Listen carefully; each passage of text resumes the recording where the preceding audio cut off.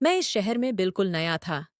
किराए पर घर ढूंढते ढूंढते अब थकान हद पार कर चुकी थी। हर मोहल्ले में कोशिश की, हर एजेंट से बात की, लेकिन कोई जगह नहीं मिली। आखिरकार मेरे एक पुराने दोस्त ने मुझे एक मकान का पता बताया। उसने कहा, वहां एक विधवा औरत अकेली रहती है, चाहे तो बात कर लेना। लेकिन लोगों के मुंह से उसके बारे में तरह तरह की अफवाहें सुनी थीं। लोग उसके बारे में तरह तरह की गलत बातें करते थे। शायद इसी वजह से कोई भी वहां किराए पर रहना नहीं चाहता था। मैंने बहुत सोचा, फिर तय कर लिया, अब वही घर देखूंगा।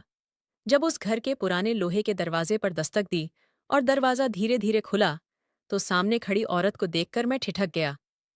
मैं कुछ बोल भी नहीं सका, जैसे मेरी आवाज किसी ने अंदर ही बंद कर दी हो, क्योंकि वह तो मैं चुपचाप फैक्ट्री के गेट के पास बैठा था। वही नई नौकरी शुरू की थी, अभी कुछ ही दिन हुए थे। तनख्वाह ठीक ठाक थी, पर ठिकाना नहीं था। समझ नहीं आ रहा था कि अब आगे क्या करूं। परिवार मेरे साथ नहीं था, और शायद इसी वजह से किसी को भी एक अकेले लड़के को किराए पर कमरा देना मंजूर नहीं था। ये शहर, भोपाल, मुझे पराया और उदास लग रहा था। मैं काफी देर तक वहीं बैठकर सोचता रहा। फिर भूख के आगे हार मानकर एक छोटे से ढाबे में चला गया। आखिर भूख इंसान से वह सब करवा देती है जो सोचता भी नहीं। ढाबे में बैठा ही था कि वहां काम करने वाला एक लड़का मेरे पास आया और बोला, क्या खाओगे भाई? मैंने सादा खाना मंगवाया। अभी बैठ ही रहा था कि अचानक एहसास हुआ, कोई मुझे गौर से देख रहा है। मैंने पलट कर देखा तो सामने एक जाना पहचाना चेहरा था। मैंने आंखें मिचमिचाईं, फिर साफ देखा, वह आरव भाई थे, मेरे सबसे अच्छे दोस्त। लेकिन वह तो जयपुर में रहते थे, यहाँ भोपाल में कैसे? मैं फौरन कुर्सी से उठा और उनकी ओर बढ़ने लगा, पर वो खुद मेरे पास आ गए। कंधे पर हाथ रखते हुए बोले, कबीर, तू यहाँ क्या कर रहा है? सब ठीक तो है? तू तो जयपुर में था ना? मैंने मुस्कुराकर कहा, यही सवाल तो मैं आपसे पूछने वाला था, आरव भाई। आप यहाँ कैसे? वो हल्की मुस्कान के साथ बोले, जानता है ना, जयपुर में मेरा बिजनेस बुरी तरह बैठ गया था। बहुत कोशिश की, लेकिन हालात संभले नहीं। फिर एक साधारण सी नौकरी की, मगर उससे घर चलाना मुश्किल हो गया। तब सोचा कि भोपाल जाकर कुछ नया करने की कोशिश करता हूँ। ईश्वर की दया से अब तक सब अच्छा चल रहा है। अब तो परिवार को भी यहीं बुलाने का इरादा है। देख, हमें मिले हुए लगभग 8 महीने हो गए हैं, इसलिए किसी को किसी का हाल नहीं रहा। मैंने सिर हिलाते हुए कहा, बस यही वजह है कि मैं भी जयपुर छोड़कर यहाँ चला आया। एक पुराने जानने वाले ने कहा कि यहाँ एक अच्छी फैक्ट्री में जगह खाली है, तो सोच लिया, किस्मत आजमा लूं। पर सबसे बड़ी मुश्किल ये है कि रहने की जगह नहीं मिल रही। आप यहाँ कब से हैं? मेरी बात सुनकर आरव भाई कुछ देर तक गुमसुम रहे, फिर गहरी नजरों से मुझे देखते हुए बोले, मुझे भोपाल आए हुए लगभग 5 महीने हुए हैं। लेकिन तू इस वक्त कहाँ रह रहा है? मैंने धीमे स्वर में कहा, मेरा सारा सामान फैक्ट्री में ही रखा है। दिन भर काम करता हूँ, लेकिन रात को सोने के लिए कोई कोना नहीं मिलता। बहुत परेशान हूँ, अकेला हूँ, इसीलिए कोई किराएदार बनाना नहीं चाहता। जयपुर में तो फिर भी थोड़ी पहचान थी, पर यहाँ किसी को फर्क नहीं पड़ता। वो बोले, चल, टेबल पर बैठकर ढंग से बात करते हैं। काम कैसा चल रहा है? तनख्वाह वगैरह कितनी है? मैं उनके साथ बैठ गया। इस बीच वेटर खाना लेकर आ गया था। मैंने उन्हें सब विस्तार से बताना शुरू किया। माँ चाहती हैं कि अब मेरी शादी हो जाए, इसलिए पैसा जोड़ना जरूरी है। जयपुर में भी फैक्ट्री में काम करता था, पर यहाँ की आमदनी थोड़ी बेहतर है। महीने के करीब 10,000 मिल जाते हैं। कुछ खर्च खुद पर करता हूँ, बाकी माँ को भेज देता हूँ ताकि वो शादी के लिए जोड़ सकें। पर रहने को जगह न होने की वजह से बहुत मुश्किल हो रही है। आरव भाई हल्के से मुस्कुराए, मुझे भी ज्यादा वक्त नहीं हुआ यहाँ आए, लेकिन तेरे लिए कुछ न कुछ इंतजाम जरूर कर दूंगा। मेरी जान पहचान के कुछ लोग हैं, कोशिश कर देखूंगा। मैंने तुरंत उत्साहित होकर पूछा, आप इस वक्त कहाँ रहते हैं? वो कुछ पल चुप रहे, फिर बोले, अभी तो मैं अपनी दुकान में ही रात गुजार लेता हूँ। घर नहीं लिया है। जब पत्नी और बच्चे यहाँ आ जाएंगे, तब घर ले लूंगा। मेरे लिए तो आसानी हो जाएगी, लेकिन तेरे लिए जरा मुश्किल है। उनकी बात सुनकर मैं कुछ पल के लिए खामोश हो गया। मन में आया कि उनसे कह दूं कि आज की रात दुकान में सोने की इजाजत दे दें, लेकिन जब उन्होंने खुद नहीं कहा तो मैंने भी जरूरत से ज्यादा दबाव डालना ठीक नहीं समझा। हम दोनों साथ बैठकर खाना खा रहे थे। खाना खत्म हुआ तो उन्होंने जिद करके बिल देना चाहा, लेकिन मैंने मना कर दिया। पैसे चुकाकर हम दोनों ने एक दूसरे के नंबर सेव किए, क्योंकि पुराने नंबर बंद हो चुके थे। जब रुखसत होने लगे तो उन्होंने मेरा हाथ थामकर कहा, कबीर, मैं जल्द ही तुझसे संपर्क करूंगा। मेरे पास हर तरह के लोग आते हैं। यकीन रख, रहने की जगह जरूर मिल जाएगी। मैंने उनके कंधे पर हाथ रखकर कहा, भाई, जितनी जल्दी हो सके मेरी मदद कर दीजिए, नहीं तो आज की रात तो फुटपाथ पर ही गुजरेगी। ये मैंने जानबूझकर कहा था, शायद उनके दिल में थोड़ा रहम आ जाए, मगर लगता था कि उनका ऐसा इरादा नहीं था। कुछ देर बाद वह मुझसे विदा लेकर चले गए और मैं होटल के पास वाली बेंच पर अकेला बैठ गया। अगली सुबह फैक्ट्री में काम शुरू करना था। पूरा दिन काम में चला जाएगा, लेकिन रात कैसे कटेगी, यही चिंता भीतर चुभ रही थी। होटल में रहना अब संभव नहीं था। आमदनी इतनी नहीं कि रोज का किराया दूं। अगर छोटा सा कमरा भी मिल जाए तो गजब की राहत हो, पर कोई देने को तैयार नहीं था। घर फोन करके माँ को झूठ कहा कि कमरा मिल गया है, ताकि वो परेशान न हो। पर सच्चाई यह थी कि रोजी रोटी कमाने की इस दुनिया में इंसान को कई कुर्बानियां देनी पड़ती हैं। किसी को नींद की, किसी को परिवार की और किसी को छत की। मुझे लगता था जैसे तीनों कुर्बानियां मुझ पर एक साथ लदी हैं। काफी देर बेंच पर बैठने के बाद मैंने ठहरने की जगह तलाशनी शुरू की। शहर की सड़कें अब खाली और ठंडी हो चुकी थीं। चलते चलते एक झुग्गी बस्ती में जा पहुंचा। वहां कुछ लोग सड़क किनारे सोए थे, कुछ भीख मांग रहे थे। मैं सोच में पड़ गया, क्या मुझे भी यहीं ठहर जाना चाहिए? लेकिन फिर मन में डर आया। जेब में कुछ पैसे और एक फोन था। अगर यहीं सो गया तो सुबह तक शायद दोनों न रहें। इसलिए कदम आगे बढ़ा लिए और अकेला चलता गया अंधेरी सड़क पर। वहां कोई फकीर नहीं था। हाँ, दूर दूर तक कुछ लोग अपनी छोटी छोटी चीजें बेंच पर सजाकर बेच रहे थे। मैं भी एक किनारे जाकर बैठ गया। अभी सूरज निकलने ही वाला था, इसलिए लेटना ठीक नहीं लगा। वक्त तेजी से बीत रहा था और धीरे धीरे चारों तरफ सन्नाटा छाने लगा। थकान की वजह से मैं वहीं फुटपाथ पर लेट गया और कब नींद की आगोश में चला गया, पता ही नहीं चला। समय की धारा कभी किसी के लिए नहीं थमी, न थमती है। मेरी आंखें सूरज की पहली किरण के साथ खुलीं। कुछ देर तक करवटें बदलता रहा, लेकिन जब तेज धूप आंखों में चुभने लगी तो नींद पूरी तरह गायब हो गई। मैं बैठ गया, जेब से मोबाइल निकाला और देखा कि सुबह के 7 बज चुके थे। दिल में अफसोस हुआ कि अगर थोड़ा पहले जाग जाता तो पूजा कर सकता था।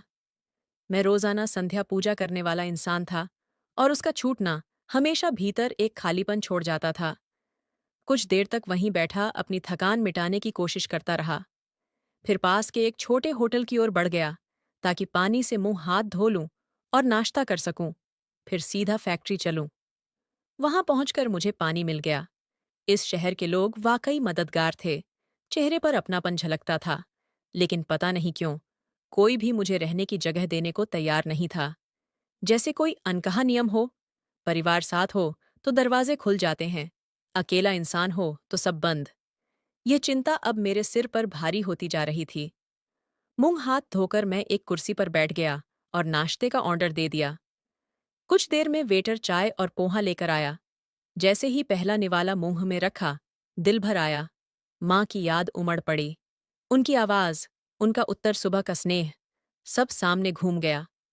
वो हर सुबह खुद अपने हाथों से मुझे नाश्ता खिलाती थीं। मैं अब 25 का हो चुका था, लेकिन उनके लिए आज भी वही छोटा बच्चा था। जिस दिन मैं अपने शहर जयपुर छोड़कर इस अनजान भोपाल शहर के लिए निकला था, उस दिन माँ बहुत रोई थीं।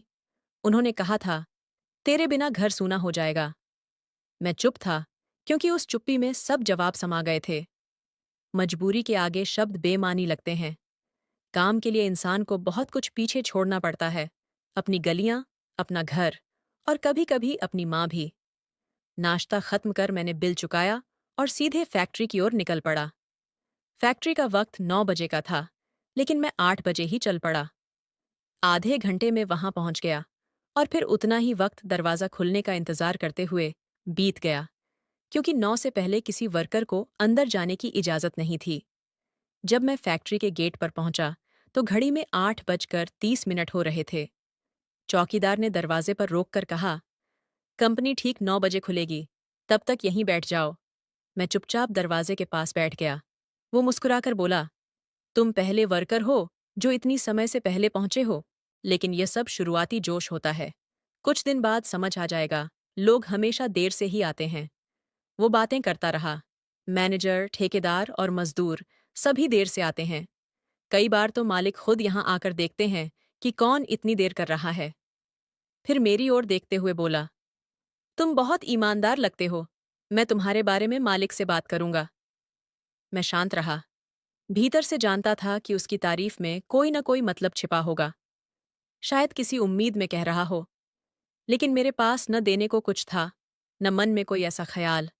इसलिए बस चुप रहकर फैक्ट्री के बंद दरवाजे को देखता रहा और मन ही मन प्रार्थना करता रहा, काश आज मुझे रहने की कोई जगह मिल जाए। फुटपाथ पर हर रात अब असहनीय लगने लगी थी। आधा घंटा बीत गया और जैसे ही दरवाजा खुला, मैं सबसे पहले अंदर गया। सीधे अपने लॉकर की ओर बढ़ा। हर वर्कर को एक लॉकर मिला था, जिसमें वह अपना जरूरी सामान रख सकता था। मेरा सामान थोड़ा ज्यादा था, इसलिए मुझे 3 लॉकर दिए गए थे। ये ठेकेदार ने कुछ सहानुभूति में कर दिया था। मैंने कपड़े निकालकर मशीन के पास रखे और वॉशरूम जाकर कपड़े बदल लिए।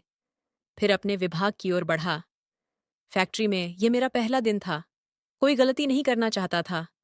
पता नहीं था कि कौन सी मशीन पर लगाया जाएगा, लेकिन मशीनों की हर बारीकी मेरे लिए नई नहीं थी। धीरे धीरे फैक्ट्री का काम शुरू हुआ। कुछ ने मुझे अपनापन दिखाते हुए नमस्ते की, कुछ ने निगाह उठाकर भी नहीं देखा। मैं बस ठेकेदार का इंतजार कर रहा था। करीब 10 बजे ठेकेदार आया। मैं तुरंत खड़ा हो गया। उसने मुझे एक नज़र देखा, पर कुछ कहा नहीं। पहले उसने बाकी मजदूरों से बातें की। किसी को समझाया, किसी को डांटा, किसी पर हंस दिया। आधा घंटा बीता, तब वह मेरे पास आया। बोला, अच्छा किया, समय से आए हो। चौकीदार ने बताया, बहुत पाबंद लगते हो। लेकिन सुनो, तुम्हें एक बात ध्यान रखनी होगी। लॉकर के पास बगैर मेरी मौजूदगी के मत जाना। तुम्हारे पास 3 लॉकर हैं, इसलिए मालिक शक कर सकते हैं। फिर बोला, मालिक ने कैमरे में तुम्हें देखा है। आगे से यह गलती मत करना, वरना चोरी का शक हो सकता है। मैंने झट से कहा, माफ कीजिए, आज मेरा पहला दिन है। नियमों की जानकारी नहीं थी। कृपया आगे के नियम समझा दीजिए, ताकि कोई भूल ना हो। वो मुस्कुराया, सिर हिलाया। यहाँ कोई खास नियम नहीं है। बस ध्यान रखना कि परेशानी ना हो। तुम अपना घर और शहर छोड़कर आए हो। अब यही तुम्हारा कर्म क्षेत्र है। वह आदमी सुलझा हुआ था। बोलने का ढंग भी नरम था। मैं कुछ कहना चाहता था, पर उसने खुद ही आगे कहा, मैं तुम्हें मशीन ऑपरेटर के पद पर रख रहा हूं। तुम्हारे दोस्त ने बताया कि तुम काम में बहुत निपुण हो। मैंने सिर झुकाकर कहा, जी, पहले वाली फैक्ट्री में भी मशीन ऑपरेटर था, लेकिन वहां हालात ऐसे बन गए कि नौकरी छोड़नी पड़ी। वेतन भी ठीक से नहीं मिलता था और मजदूरों को इज्जत भी नहीं। इंसान सूखी रोटी खा ले, पर सम्मान मिलना चाहिए। वही असली मेहनत की कमाई है। मेरी बात सुनकर वह मुस्कुराया और मुझे फैक्ट्री के अंदर एक बड़ी मशीन की ओर ले गया। ये किताबें और स्टेशनरी बनाने वाली फैक्ट्री थी, जहां कागज, कॉपियां और नोटबुक्स तैयार की जाती थीं। विशाल मशीनें लगातार घूम रही थीं और वातावरण में कागज की स्याही और गर्म भाप की मिली-जुली गंध फैली थी। लेकिन कागज की वह गर्मी मुझे बिल्कुल अच्छी नहीं लगी। मुझे अक्सर ऐसी जगहों पर घुटन सी महसूस होती थी। फिर भी मजबूरी का सवाल था। काम तो सीखना ही था। अब उम्र कुछ ऐसी थी कि दोबारा नया काम सीखने का मन नहीं करता था। लेकिन हालात इंसान को बहुत कुछ सिखा ही देते हैं। वह ठेकेदार, राजीव भाई, बड़े सलीके से मुझे मशीन के सारे हिस्से और उसके काम करने का तरीका समझाने लगे। मैं भी हर बात पर ध्यान देकर पूछता समझता गया, ताकि कोई गलती ना हो जाए। मैं ज्यादा पढ़ाई नहीं कर पाया था। मेरी स्कूलिंग बीच में ही छूट गई थी। घर में पिताजी के ऊपर 3 बच्चों की जिम्मेदारी थी। मैं, मेरा बड़ा भाई और 2 छोटी बहनें। अगर हम दोनों भाई उनका हाथ न बटाते, तो शायद हमारा घर आज भी किराए के कमरे में होता और बहनों की शादी का सपना अधूरा रह जाता। कम उम्र से ही मैं और मेरा भाई पिताजी के साथ काम करने लगे थे। पिताजी हाथ के हुनर वाले इंसान थे, बढ़ई का काम करते थे, इसलिए उनकी कमाई सीमित थी। मगर हमने मशीनें चलाना सीख लिया था। वही हमारी सबसे बड़ी पूंजी साबित हुई। शुरू से हमारा झुकाव बड़े कामों की तरफ था और शायद इसी वजह से आज हम दोनों अपने अपने शहरों में कुछ बन पाए। मेरा भाई पुणे में एक बड़ी प्रिंटिंग कंपनी में मशीन ऑपरेटर था। उसका पद मुझसे ऊंचा था, लेकिन हमारी आदत थी कि हम कभी एक ही जगह काम नहीं करते थे। आपस में तालमेल कम था। छोटी छोटी बातों पर बहस हो जाती थी। हालांकि जब कोई बाहरी आदमी कुछ कहता तो हम डटकर एक दूसरे का साथ देते थे। मेरी मेहनत देखकर राजीव भाई की नज़र में सम्मान झलक आया।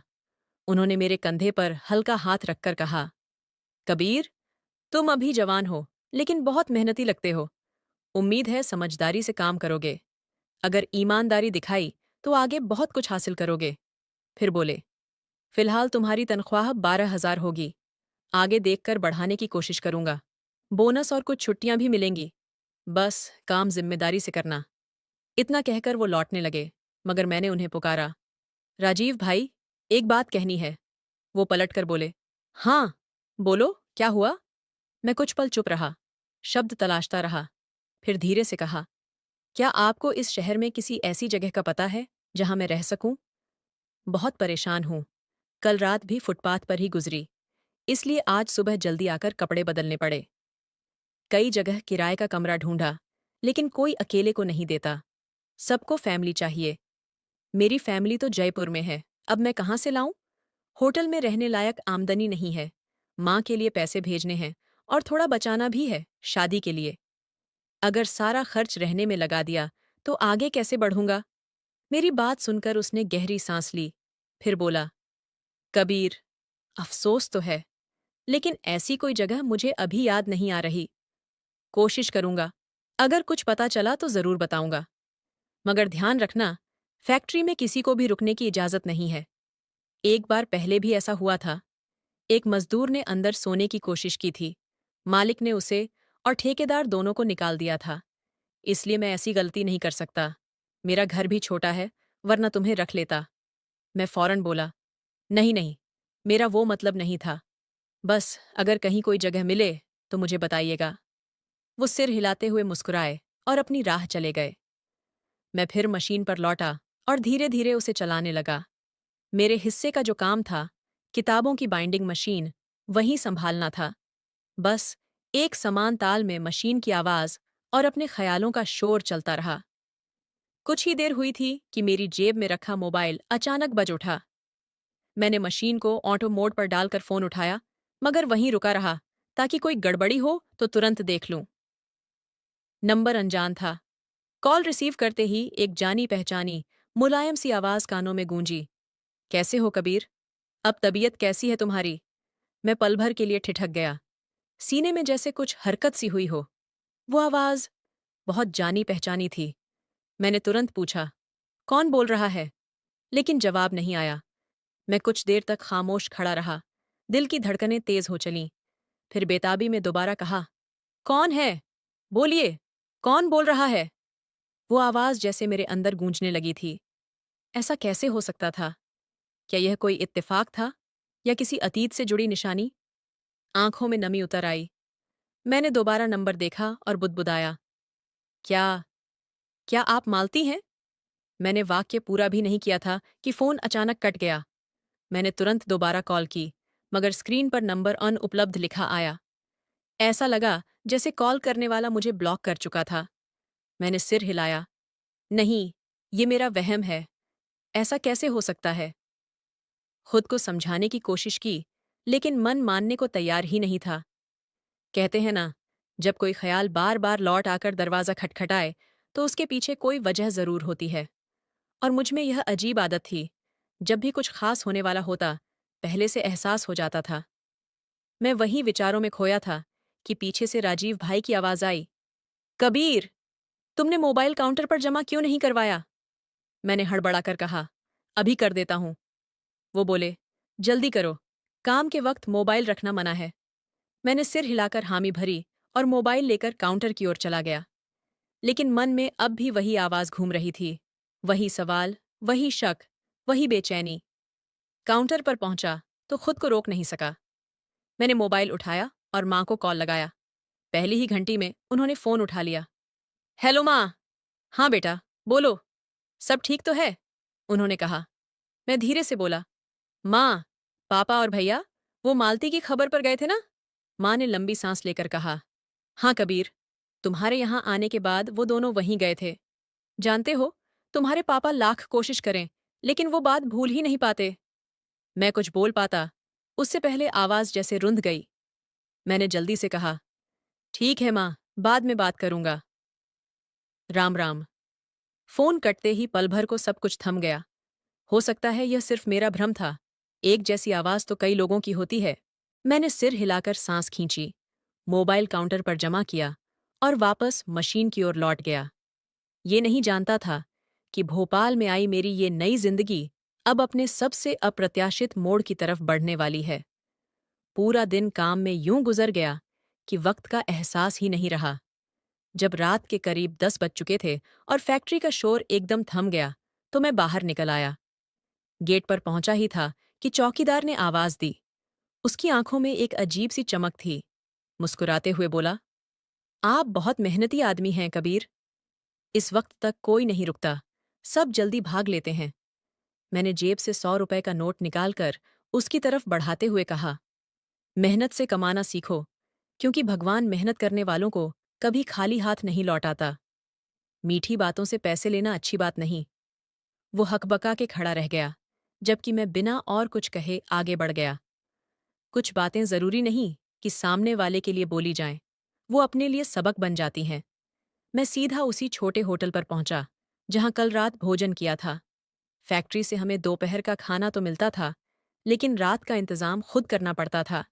मैंने वहीं सादा थाली मंगवाई और खाते हुए सोचा, अगर रोज बाहर का खाना खाऊंगा तो खर्चा बेकाबू हो जाएगा, जो अभी मेरी स्थिति में संभव ही नहीं है। खाना खत्म कर मैं धीरे धीरे अपने ठिकाने, उसी फुटपाथ के हिस्से की तरफ लौटा। दिमाग में दिन भर की बातें घूम रही थीं।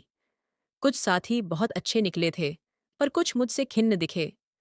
उनका कहना था कि मुझे ज्यादा तनख्वाह मिल रही है, जबकि वो सालों से उस फैक्ट्री में काम कर रहे हैं। मैं चुप रहा। बहस मुझे कभी भांति नहीं थी। बस मशीनों की आवाज ही अब मेरा जवाब थी। लेकिन उस रात की फोन कॉल अब भी मेरे भीतर गूंज रही थी। वही अनजान आवाज, वही सवाल, क्या वो सच था या एक भ्रम? मैंने मोबाइल निकाला, नंबर देखा, वही पुराना अनजान नंबर। फिर भी दिल के कहने पर कॉल की, पर इस बार स्विच ऑफ लिखा आया। मैंने मोबाइल नीचे रखा और दोनों हथेलियां आंखों पर रख लीं। खुद से बुदबुदाया, शायद ये मेरा वहम था। जो लोग चले जाते हैं वो लौट कर नहीं आते। इतना सोचकर मैंने बस करवट ली और गहरी नींद में डूब गया। मुझे क्या पता था, किस्मत अब धीरे धीरे नया पन्ना पलटने वाली थी। रात अजीब सी गुजरी। कभी सड़क पर गाड़ियों की आवाज, कभी किसी के कदमों की आहट से नींद बार बार टूटती रही। सड़क पर सोना आसान नहीं होता। डर हर पल साथ रहता है। फिर भी जो थाना था, उसे निभाना ही था। सुबह सूरज की पहली तपिश गालों पर पड़ी तो नींद खुली। मोबाइल उठाकर देखा, सुबह के 8 बज चुके थे। बिना ज्यादा सोचे हालचाल जानने के लिए मैंने आरव भाई को कॉल लगा दी। रात भर बेचैनी थी। मच्छरों की भनभनाहट और सड़क की हलचल के बीच मन बिल्कुल चैन में नहीं था। बार बार बस एक ही डर घर करता, कहीं कोई जेब पर हाथ ना डाल दे या मोबाइल हाथ से निकल न जाए। पहली ही घंटी पर आरव भाई ने फोन उठाया। उनका हेलो आने से पहले ही मैंने जल्दी से कहा, नमस्ते भाई, कैसे हैं? उनकी आवाज थकी हुई थी, पर सुकून भरी। बोले, कबीर, मैं तुम्हें ही फोन करने वाला था। दरअसल एक जगह नजर में आई है। आज शाम तुम आ जाना, मैं सारी जानकारी दे दूंगा। बस अभी दुकान खोली है। मेरे चेहरे पर राहत दौड़ गई। मैंने कहा, ठीक है भाई, शाम को मिलता हूं, और फोन रख दिया। मन ही मन सोच लिया, अब चाहे बिजली पानी की कितनी भी दिक्कत हो, जो भी कमरा मिलेगा उसी में रह लूंगा। बस अब और फुटपाथ नहीं। घर पर सबको मैंने कह रखा था कि मकान मिल गया है, ताकि माँ को चिंता न हो। पर अंदर ही अंदर सच बिल्कुल उल्टा था। रास्ते पर चलते हुए डर और उम्मीद साथ साथ चल रहे थे। होटल पहुंचकर चेहरा धोया, कुछ हल्का महसूस किया और नाश्ता मंगवाया। खाते खाते मन फिर माँ की यादों से भर गया। कल जो बात अधूरी रह गई थी, उसे पूरा करने के लिए मैंने दोबारा फ़ोन किया। पहली ही घंटी में माँ ने कॉल उठा लिया। उनकी आवाज़ उतनी ही कोमल थी, पर उसमें बेचैनी साफ महसूस हुई। उन्होंने कहा, कैसे हो बेटा? एक काम करो, वापस घर लौट आओ। पता नहीं, मेरा दिल कह रहा है कुछ ठीक नहीं है। रात को तुम्हारे बारे में बुरा सपना देखा। मैं मुस्कुराया, मगर दिल में हल्का कंपन था। बोला, माँ, प्लीज़, मैंने इसलिए फ़ोन नहीं किया कि आप परेशान हो। बस आपकी तबीयत पूछनी थी। सब ठीक है ना घर पर?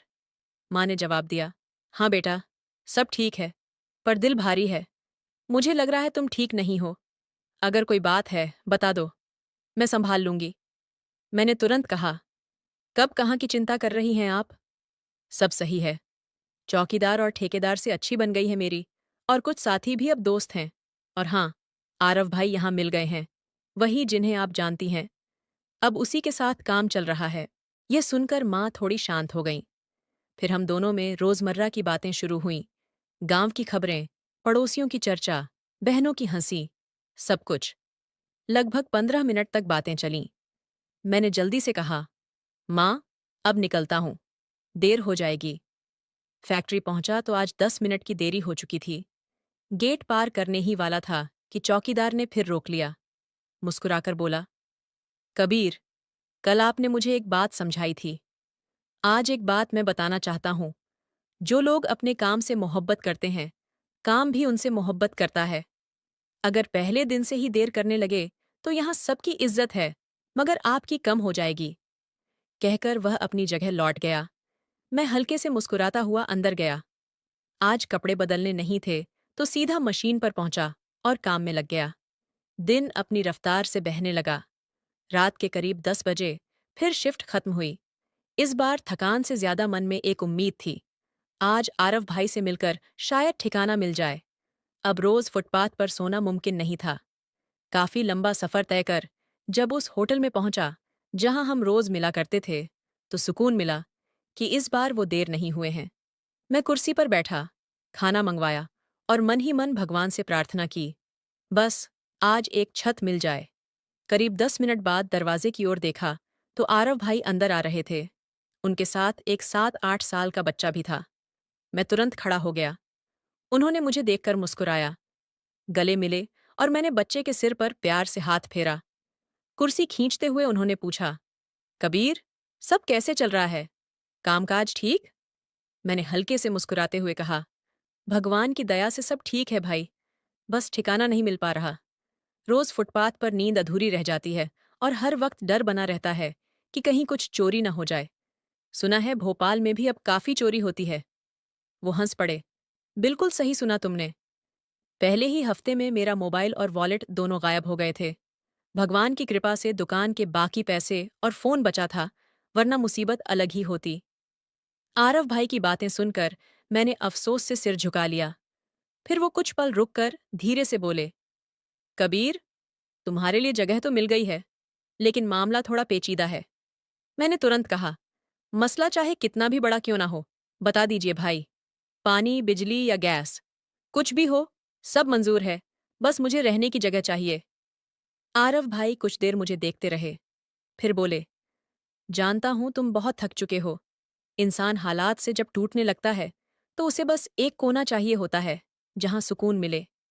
लेकिन देखो, ये जगह किसी आम मकान की तरह नहीं है। वहां एक विधवा औरत अकेली रहती है। मोहल्ला कहता है कि उसके बारे में बातें ठीक नहीं हैं। लोग कहते हैं उसने अपने पति की हत्या की थी और फिर कई सालों तक शहर से गायब रही।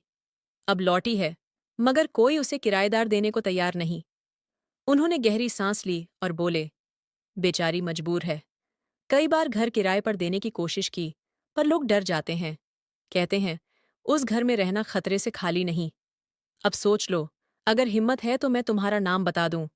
किराया 2,000 महीना होगा। एक छोटा कमरा, बाथरूम, रसोई और छोटा बरामदा मिलेगा। हाँ, अगर चाहो तो बच्चों को ट्यूशन भी पढ़ा सकते हो। उनकी बात सुनकर मैं कुछ देर सोचता रहा। शहर मेरे लिए बिल्कुल नया था। चेहरों में अपनापन नहीं था, लेकिन ये भी सच था कि अब मुझसे सड़क पर नहीं सोया जाएगा।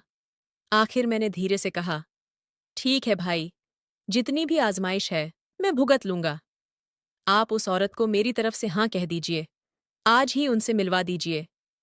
मैं थके स्वर में बोला, मेरा सारा सामान फैक्ट्री में रखा है। माँ से झूठ बोल चुका हूँ कि घर किराए पर मिल गया है। वीडियो कॉल पर घर दिखाने की जिद कर रही हैं। अब उनसे नजरें मिलाने में भी डर लगता है। बस अब और झूठ नहीं बोलना चाहता। आरव भाई बोले, हाँ, वैसे भी मोहल्ले वाले उसे बेवजह बदनाम कर चुके हैं। औरत कहती है कि उसने कोई कत्ल नहीं किया। केस अभी कोर्ट में है। असली सच पता नहीं चला। वैसे वह औरत बहुत चरित्रवान है। सिर पर हमेशा दुपट्टा रखती है और किसी मर्द से सीधे नजर तक नहीं मिलाती। बस मजबूरी में घर किराए पर देना चाहती है। मैंने राहत की सांस ली और कहा, तो फिर चलिए अभी मिलवा दीजिए। आरव भाई ने सिर हिलाया, अभी नहीं। रात के वक्त वह किसी नए आदमी से नहीं मिलती। सुबह जाओ, 2 बजे तक घर पहुंच जाना। मैं उसे बता दूंगा।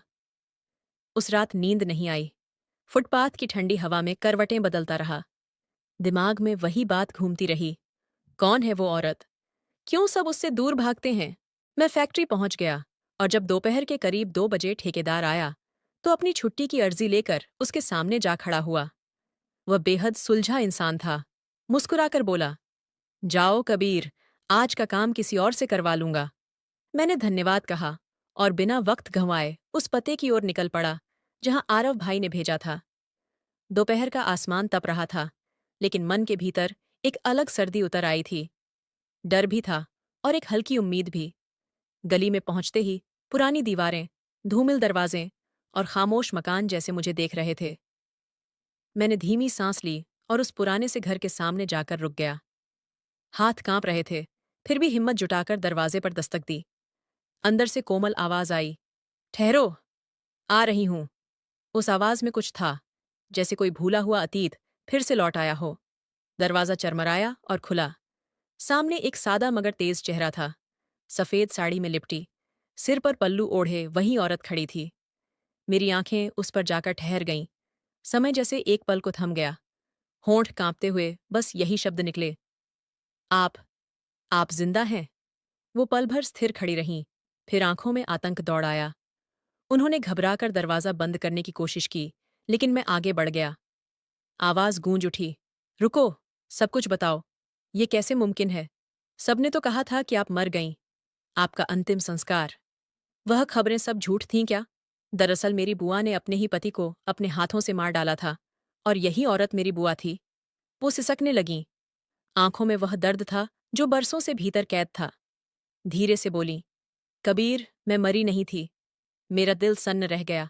उसने कंपाते स्वर में कहा, जिस रात पुलिस ने मुझे मेरे पति के कत्ल के इल्जाम में घेर लिया था, किसी ने सच नहीं जाना। वह आदमी दरिंदा था। उस रात उसने मुझ पर हमला किया। मैं बस खुद को बचा रही थी। बचाव में मैंने वो वार किया और वो मर गया। वो रुक गईं, रोते हुए बोलीं, डर के मारे मैं रोती रोती तुम्हारे घर पहुंची। तुम्हारी माँ घबरा गईं और तुम्हारे पिता की बात सुने बिना ही मुझे वहीं से निकाल दिया। मैंने बहुत गिड़गिड़ाया, मगर किसी ने विश्वास नहीं किया। गला रूंध गया था उनका। 3 घंटे बाद खबर आई कि सड़क हादसे में मेरी मौत हो गई। अस्पताल में किसी और औरत की लाश मिली। बिना जांच किए उसी को मेरा शरीर मानकर जलाया गया। मैं हैरान था। उन्होंने आगे कहा, तुम्हारे पापा के दोस्त ने सारा इंतजाम किया। उन्होंने मेरी जान बचाई। किसी और की लाश को मेरी बता दिया और मुझे उसी रात भोपाल भेज दिया। मैंने सब कुछ पीछे छोड़ दिया, नाम, पहचान, रिश्ता, सब। वो बोलीं, सालों तक छिपकर रही, किसी से संपर्क नहीं किया।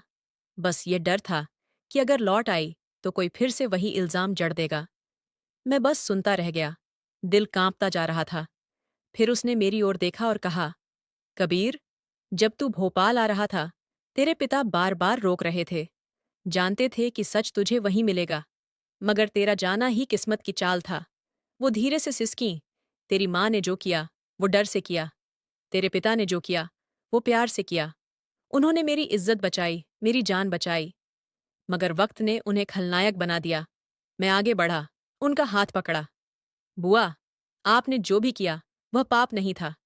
जब हालात इंसान को कोने में धकेल दें तो फर्क मिट जाता है। सही और गलत के बीच की रेखा धुंधली हो जाती है। वो रोती रहीं, आंसुओं के बीच मुस्कुराईं। मौत जब लिखी होती है तभी आती है बेटा, उससे पहले कोई नहीं मरता। और जब आती है तो कोई नहीं बचाता। मैंने उन्हें गले से लगाया। बरसों का बोझ जैसे उस आलिंगन में हल्का हो गया।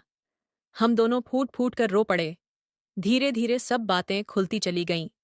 वो बताने लगीं कि कैसे उन्होंने सालों तक नाम बदले, जगहें बदलीं और अब इस घर में शांति के लिए आई थीं। हर किसी ने उन्हें गलत समझा, मगर अब वो छिपते छिपते थक चुकी थीं। वो बोली, अब मैं किसी से डरती नहीं, बस चाहती हूं कि मेरे अपने मुझे माफ कर दें। मैंने शांत स्वर में कहा, बुआ, रिश्ते खून से नहीं, दिल से जिंदा रहते हैं। जो रिश्ता सच्चाई पर टिका हो, उसे कोई इल्जाम नहीं तोड़ सकता। उन्होंने सिर झुका लिया। चेहरे पर थकान थी, लेकिन आंखों में एक सुकून उतर आया। उस रात मैं देर तक सोचता रहा, कितना अजीब होता है जिंदगी का सफर। कभी जो झूठ लगता है, वही सबसे बड़ा सच बन जाता है, और कभी जिसे मर चुकी मान लिया गया हो, वो सबसे जिंदा रिश्ता साबित हो जाता है। वक़्त ने बहुत कुछ छीन लिया था, लेकिन उस दिन मैंने पाया, परिवार की जड़ें, चाहे जितनी गहरी मिट्टी में दब जाएं, उनमें जीवन हमेशा धड़कता रहता है। आज जब पीछे देखता हूं तो महसूस होता है, मेरे पिता ने जो किया, वो सही था। उन्होंने अपनी बहन का सम्मान बचाया। उन्होंने उस रिश्ते की मर्यादा निभाई, जो खून से नहीं, भरोसे से बनता है। गलतियां इंसान से होती हैं, पर अगर इरादा साफ हो, तो ईश्वर भी माफ कर देता है। शायद इसलिए कहते हैं, खून का रिश्ता कभी पराया नहीं होता। दूरियां चाहे जितनी बढ़ जाए, जब तक दिल में अपनापन जिंदा है, हर रिश्ता अमर रहता है। तो दोस्तों, आपको यह कहानी कैसी लगी, कमेंट करके ज़रूर बताएं। अगर आपको यह कहानी पसंद आई हो, तो इसे लाइक करें और अपने दोस्तों के साथ शेयर करें। आगे भी ऐसी ही रोमांचक कहानियों के लिए हमारे चैनल को सब्सक्राइब करें और बेल आइकन दबाना ना भूलें, ताकि आप हमारी कोई भी कहानी मिस ना करें। धन्यवाद।